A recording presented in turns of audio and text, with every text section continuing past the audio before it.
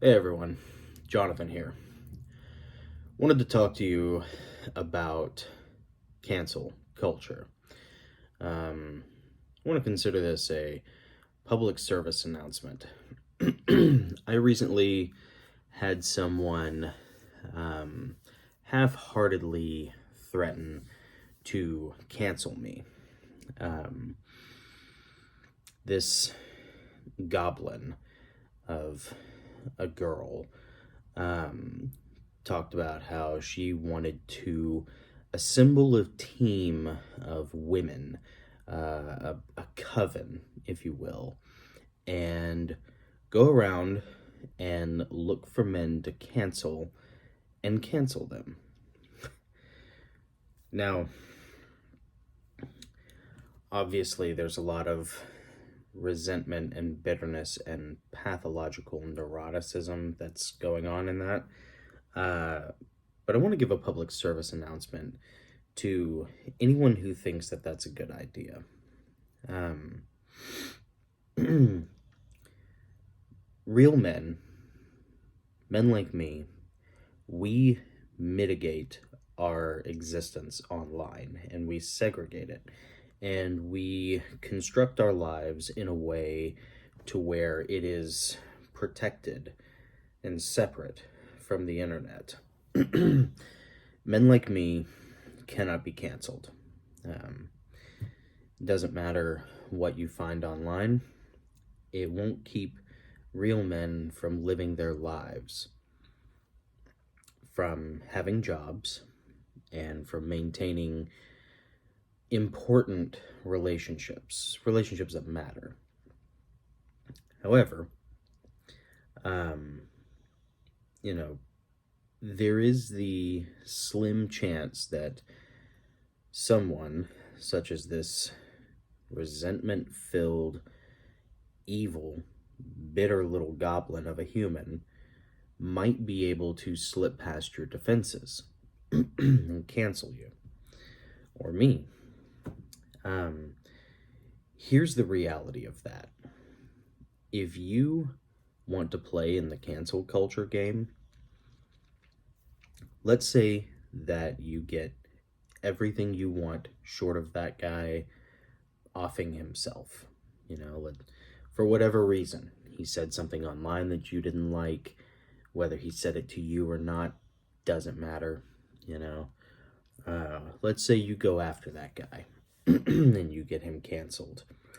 Um, I don't know how to put this in a non aggressive way. So the truth is simply this: um, a 168 grain boat tail hollow point round shot from 500 yards away cancels a hell of a lot more than some social media account. So let's say that you get everything you want. You cancel this person, they can't get a job anymore, their spouse leaves them, they are unable to see their children, they can't make their mortgage or their rent. Um, Nature abhors a vacuum. So, what you've done then is you have traded one thing for another. You have traded a job or a career or a lifestyle for time. And now this person has nothing but time. Let's say you achieve your goal and you cancel somebody, and now they're out of a job. And now they are bereft of loved ones or friends. Well, the devil loves idle hands. Idle hands are the devil's playground. And so, if you bring someone to that edge, to that breaking point, you have to understand that you have now made an enemy for yourself. An enemy that you didn't need and that isn't really warranted. But because of your unjustifiable, petty, pissy little attitude, resentment, you have now sought after someone and smited them from having a successful life. Well, now, if that person is still alive, all they have is time and isolation. And the same sword that you use to strike them down cuts both ways. Because the same tools and resources that you used, whether it's social media research, whether it's websites that allow you to, for a fee, do background searches on people, whether it's public records, whether it's hiring a private investigator, all of those tools that you have now used to ruin someone's life, they can now use to find you. And I am nothing special, but even I can hit a head-sized target from 500 yards away. And I don't know if you've ever seen what a round does to a head, even at that distance, but it's something akin to a bowl of spaghetti being thrown against a wall. You don't come back from that. And for any of you considering participating in cancel culture, I will bet dollars to donuts that you are atheists and do not believe in God and believe that the concept of an afterlife is beneath you. So, if you make an enemy out of someone and you ruin someone's life because of something they said on social media and you decide to cancel them, if you break that person the way you want to break them, short of them ending themselves, you have now made a serious threat for yourself. And that person can find you. And it does not take much to find you. You think that this is a game without consequences. There is no such thing as a game without consequences. There is no such thing as a free lunch. Nature abhors a vacuum, and a price can be paid. So what you have to ask yourself is, are you willing to go all the way with that? Because if you're not, what you're going to find is that you very easily could live in fear for the rest of your days, however few those might be, because you decided to ruin somebody's life and cancel them over something that they said that you found offensive. It's something to think about because there are lots of people out there who, with a tiny bit of training, can make you a very vulnerable target. And if you achieve your aim, and if you cancel somebody, and you ruin their lives, and you give them nothing but time to brood in their isolation, they will eventually start wondering who did this to them. And they can find you. And you are not safe once they do. So for those of you who think cancel culture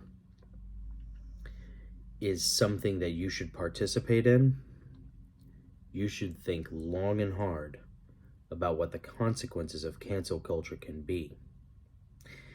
Because 168 grain open tip match round or boat tail hollow point round fired out of a 20-inch barrel across 5 football fields can cancel a whole lot more than social media.